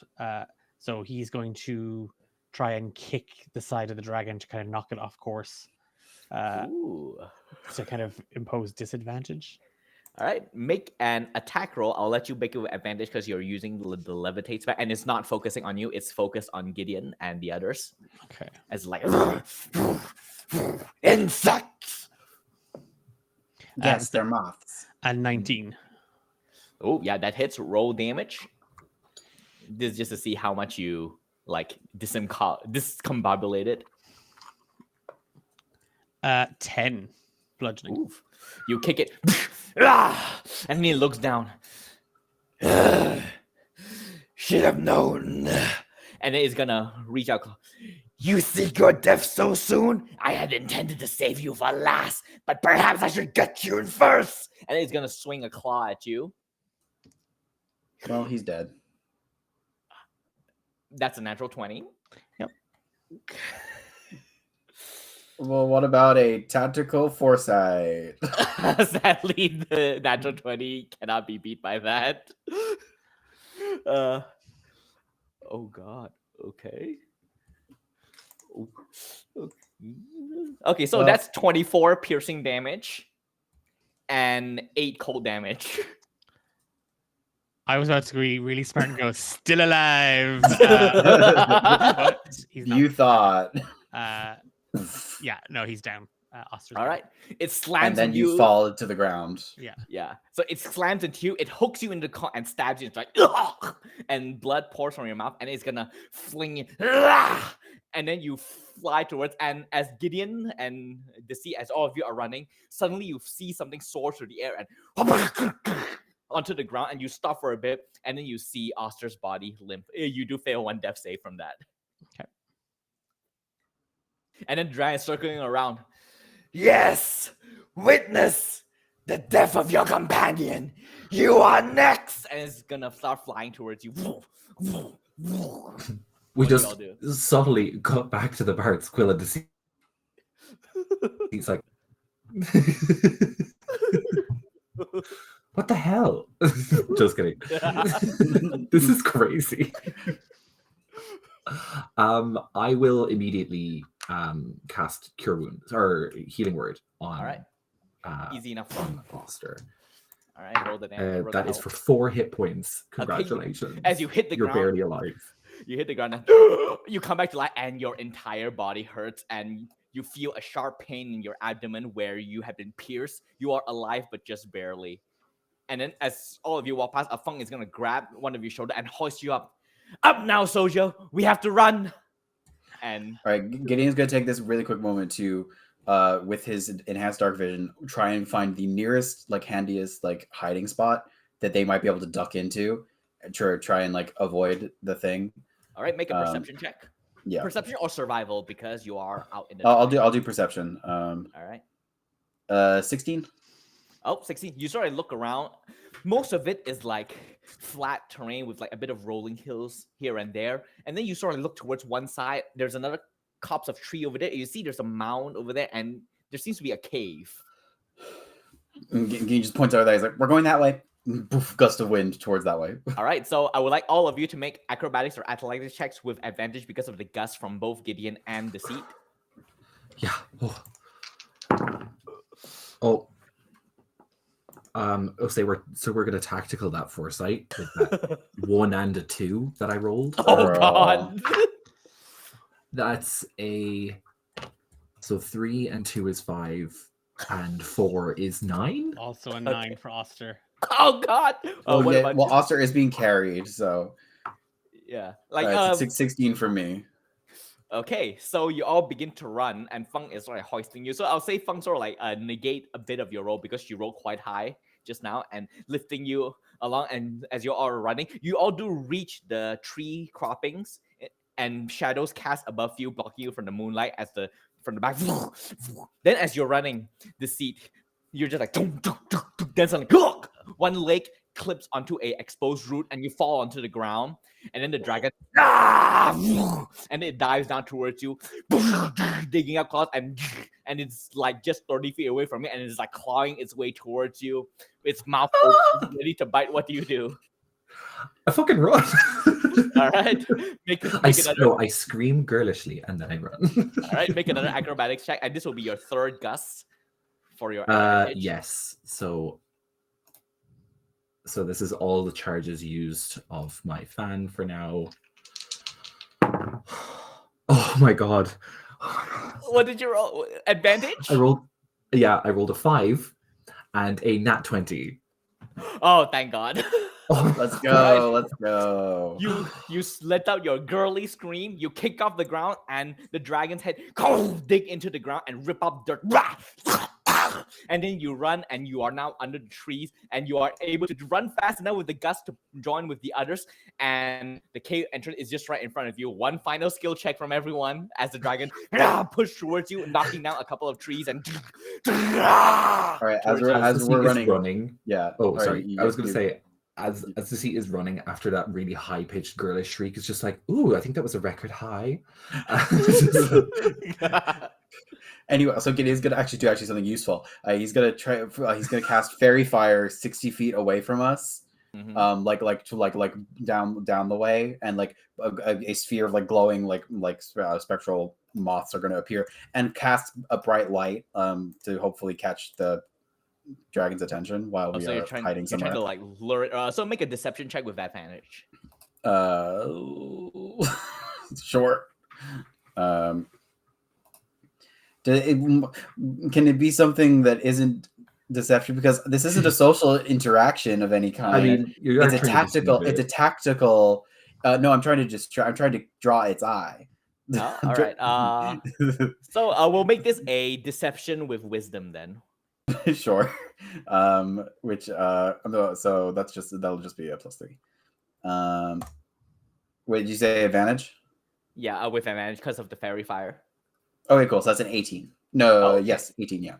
All right. So as you sort of cast a light and you summon it first, the dragon's like crashing behind you. Then all of a sudden, because of the darkness, and you also like pass by a bunch of foliage and you disappear from sight for a bit. It's like, where are you? I can smell you. Just a matter of time. And then it turns and looks towards the direction of the fairy fire, and you charge in that direction, and it negates the roll that you need to make. You are all able to reach the cave easily enough, and you enter the cave, and it's less a cave and more like at some point in the past, a bunch of rocks fall on top of each other to create like a small little nook. So it only goes in about like 15 feet. And Gideon really quickly grabs like a bough of a tree and like pulls it up. It does a really quick like bushcrafty like pull up like and hide camouflage type of thing. All right, make a survival check. Are any of you helping him? Yes. Let me have a look. Yeah, I think Deceit is going to help by, as we're going in, casting Thaumaturgy in the direction past the fairy fire of footfall to make it sound like we went that way. Okay. Right. Yep, it will be not automatically affected because it already bought into the fairy fire, and that is just distracting it even longer. So, Oster, what are you doing? I think Oster probably will, even though he's like barely conscious. It's that thing of like he's going to help Gideon, like by kind of moving some of the kind of smaller rocks, kind of filling in kind of gaps with what little strength he has left. All right, so Gideon, make the survival check with advantage. Cool, because I already rolled one survival check and it was a nat 1. So oh god, I will do that again because that's not cute. That's a 13. That's a 13. All right, so Feng is at the mouth with her bow drawn, just keeping an eye out into the sky as you begin to pile it up. And yeah, it seems to be fairly sturdy. Okay, so you all begin to you pile out, and then you all quiet down, and then in the background you hear, Where are you? You can't hide forever. slam, slam, and then silence. And in that silence, because of the extended period of time that the dragon remains here, the temperature drops massively. You all begin to feel a chill. Your breath begins to fog. Then footstep, getting slightly closer towards you, towards the left. Gideon motions for everyone to turn their mouth, like heads away from like the mouth of the thing, so no puffs of cold air are visible. Everybody's like, "Everyone breathe this way," or like cover their mouths, and then like huddle up the warmth. The seat has plenty of scarves to give everyone. All right, and you cover yourself.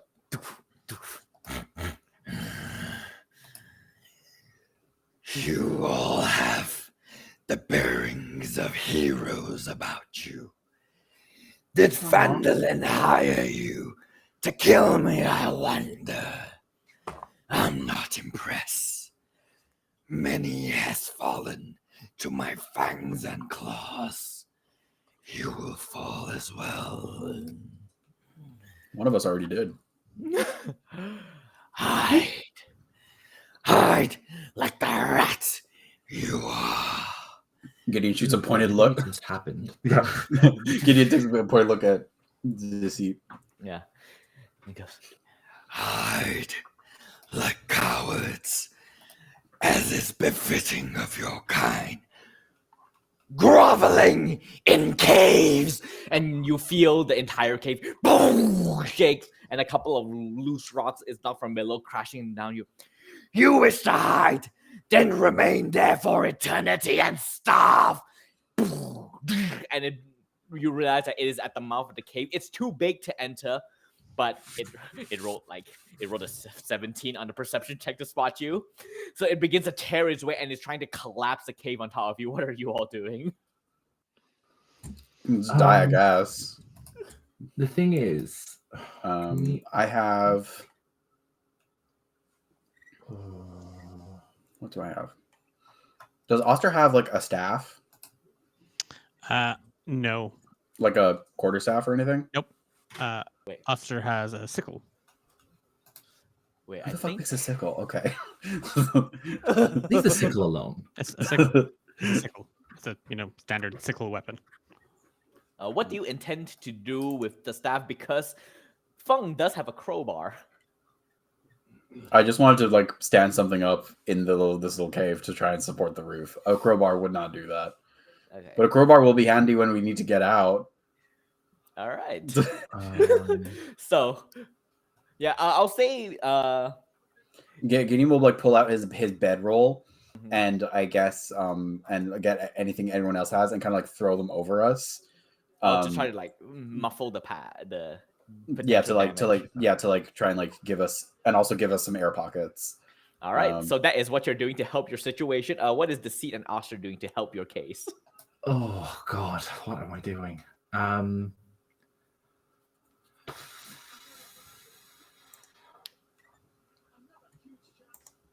I don't know. Oh, what's Oster doing? I think, to be honest with you, absolutely very little because he's struggling to kind of stay conscious. But if it's a thing of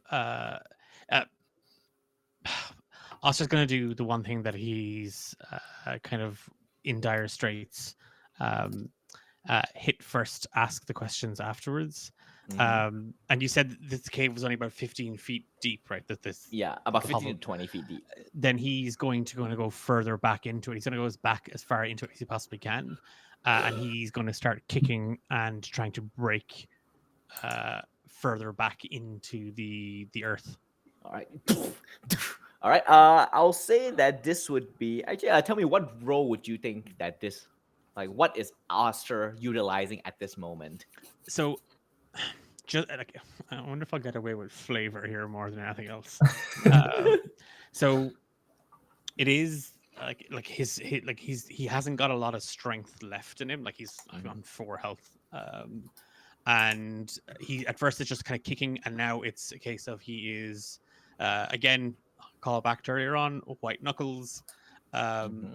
He literally starts throwing punches, and it's a thing of it's air. He's pulling the air around him behind the dirt and kind of blasting it outwards with each punch. All right, So, and seeing what you're doing, Feng actually realizes what you're trying to do. She's gonna come and help you as well. So make an attack roll with advantage. I just want to see how high you roll it. okay, that's a 15. All right.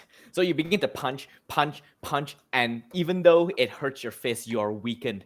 Feng saw what you're doing, and she's gonna come forward and is gonna help you as well, bashing her shoulder and elbow against it, while Gideon is forming like the makeshift air pocket with all of your duffels and your bedrolls. And Deceit, what are you doing? Panicking. Deceit is like kind of like freaking out because they're really good at like social situations and combat where they know what to do, where there's people involved and there's things involved, and this is like so incredibly out of their depth that they have kind of no idea what to do. So they're going to like, I think, panic and just start like, they're going to cast Cloud of Daggers above the cave to kind of like line the outside of the top. So if it does try to attack it, it's going to hurt itself. All right. And that's like all the whole thing is just like throw knives at it. It might help. All right. Like they're just panicking, freaking out. You hear like from it for a second. So you do still have some fight. I prefer prey with a bite. And it continues smashing. And as Oster, you and Feng continue to punch, and eventually the wall at the back of the cave does give way and crumbles in, and it opens up a pocket inside. You don't know how big it is because of how dark it is, but it is big enough for a person to crawl through. How about a small person with very potent dark vision? Oh yeah, you can. Gideon slings off his box and he's like, all right, I'm going in. Phew.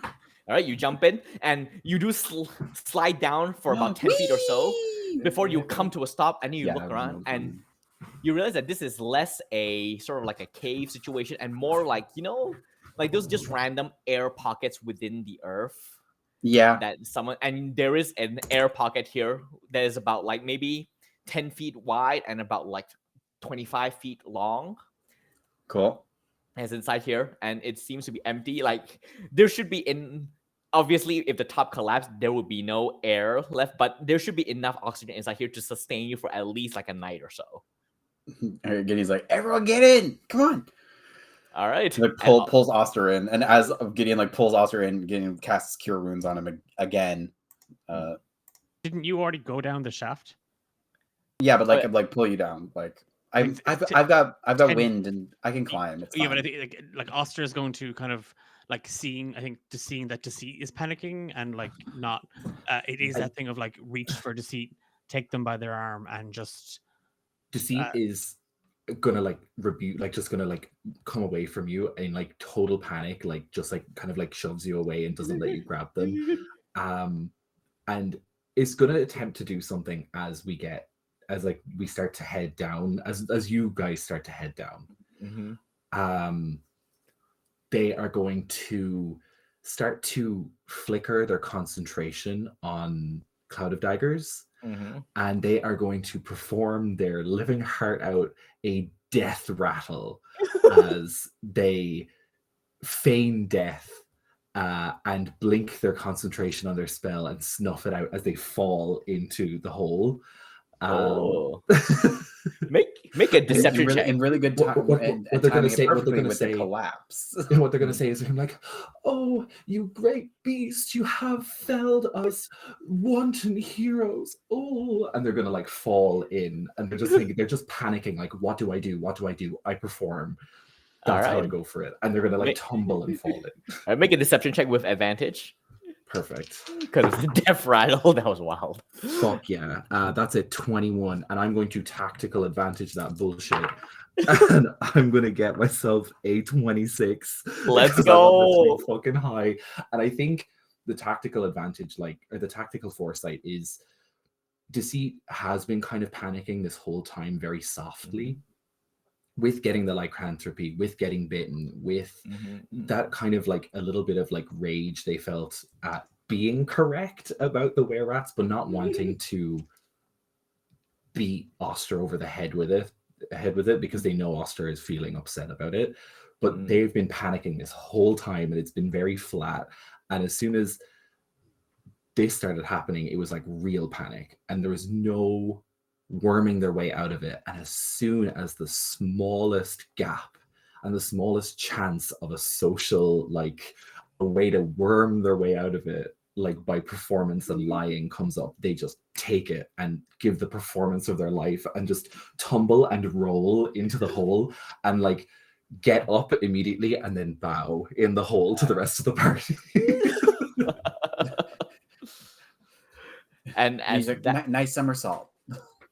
all right, and just as you all do that, and the Fung taking up the rear to go through, and then begin the entire mouth of the cave just collapse onto it, and just as she slips through, the entire puff of dust just erupts into where the smaller pocket where you are, and you all cover your nose, and then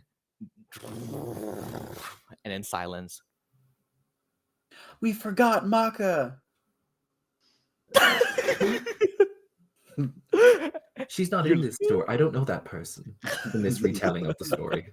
Yeah, we'll say she's inside here, curled up in the corner. Yeah, it's okay. Rabbits love burrows. She manifests in the corner. Yeah. She can get us out of this, actually. Oh yeah, we'll keep her outside because maybe she went in the other direction, so she can dig you all out later. But yes, eventually you all hear there's silence for a second, and then you hear. As soon as he's gone, Deceit was cool and collected as they came down. It was like, oh my god, oh my god, oh my god, oh my god, oh my god, oh my god, oh my god. Ew, ew, ew, ew, ew. Gideon grabs Deceit and is like, snap out of it, god damn it. Oh, that was so dramatic. I needed that. Gideon secretly pockets away the saliva. They just start. Oh my god. Fair game. Oster, my boy, excellent deception. Oh, you are so convincing. I should draft you on the stage someday when we get back to Neverwinter. What a great performance. Very Gideon then grabs Oster by the scruff of his shirt and then slaps him. He's like, this what you get for promising my head to a fucking dragon. I do heal you for 7 hit points. Ease your wounds. It's like as for all of what Deceit's gone through, and all of what the last kind of 24-48 hours have been for Oster, I think we have a character turning point. Because I smacked the shit out of you. And it is that thing of when Gideon hits him the first time, Oster does take their wrist and just holds it, and it's not kind of a other wrist. and kind of steps back as much as he possibly can. He's going to take Fandolin. Yes. He could have done that whenever. He's going to do it soon. It seems that way. Well, then we got to get out, and then we have to wait till the coast is clear, dig out of this hole, and then get back there and warn them, and then get out of here. I know where he dwells, where he rests. I know where he's going to build his hoard. Well, yeah, he announced it, didn't he? Yes, but that's a name rather than a physical location. To me, and also I've seen it in the vision. So I have both the name of the place and how to get there. Advantages. Now, if we do go to his house, we will be playing on away turf. That might be a little difficult. But also a good way to get the jump on him. True. We could also mess up his house. Look, we've been through a lot today. I think we should probably take a little rest, a little minute to figure out how we're going to get out of here before we all die of oxygen deprivation. No, we should have at least 9.5 hours, unless you have another panic attack. No, I'm all good. Thank you. Oster, and Deceit like places their hands on Oster's shoulders. And it's just like, what you did back there was excellent work. I'm glad you're understanding that sometimes you have to lie to get the big things not to kill you. And this sounds so gauche and heroic, but we're going to try and stop him. I don't want to lose Vandalin as much as you do. I kind of like that little country bumpkin town. There's no trying. We're going to do it. Well, yes. Okay, fine. I can't say no to you. You're those little eyes. Stop looking at me. And like Oster does kind of look down, but then kind of looks back up, and I think it's then, and then kind of looks over at Fong, and it is that thing of you wanted to kill a dragon. You did. Oh, please help us kill a dragon, Fong. It would be so cool. It would be a feat worthy of heroes, one that might help me reverse my exile. Very well. I was just going to say that. I will do this. And Oster, well done. You have come into yourself. Oh, yippee. Oh. Yeah, he sits he kind of just nods at Fung, and he kind of sits down, and he just takes a mouthful of air and he holds onto it like he can hold his breath for an indefinite amount of time. Yeah. So he's just not going to say much for the rest of the night. And Gideon, my dear, I understand if you would rather flee and tend to your moths and collect wonderful things in the wilds than fight the big scary dragon that could probably kill us very quickly and easily. But if you did kill it, imagine all of the things you could harvest from it. For science, maybe. Maybe. And Gideon will turn around and face the wall of the air pocket and just kind of start preparing his bedroll. Well, Deceit is going to start humming a song of rest to normally they tell a story. They don't usually sing or play music. It's not really their thing. They think it's a little gauche. Everyone's doing it these days. But they just hum a tune, one that they've heard in the Bard's Quill a number of times before coming here. Just to make sure everybody gets a little bit of rest before we try and claw our way out of the ground in the morning. Just reminding everyone, don't worry. Yeah. All right. And with that, you all take your rest, having survived an encounter with Cryovane. But in the process, you've learned where it dwells, Icespire Hold, and have made the resolve to confront it in its lair and take it down in its own turf. And with that, we're going to briefly cut to a stinger at the end of the episode of Maka outside digging. Don't worry, guys. I'll get you out. Don't worry. As you starts digging.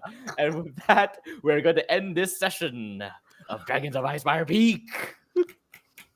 Nikki, that was so fucking stressful. Holy shit. Look, that's why there was one point in the game while you all were RPing among yourself, I was rolling the encounters of where Cryovane would be, and then I was like, wait, and then I consult the list. Wait, is that number where I think? Oh, Jesus Christ. That's so fitting though that would happen after we got the vision. That's so spooky. Right? Yeah, no, because I need an excuse for why Cryovane would be there. I was like, wait, the vision. Maybe he sensed it. So that's why I play. And then when I was like, I'm going to go look for herbs, I was like, oh, it all lines up perfectly. Damn it. Too perfect. You just too had to perfect. go grab some fucking herbs. And I'll say Well- with that, I think we all level 4 now. I decree Oh, it. God. We will Yes. need that level. Let's just grind to level 5 and we can do it. We're good, guys. We're good. Okay. We're I good. thought, yeah, let's just go kill a bunch of giant rats in the Let's woods. just start punching giant rats. Yeah. Yeah. I mean, we all solved the case, so I say that warrants a level up. And you all survived an encounter with Cryovane, and you lied to it.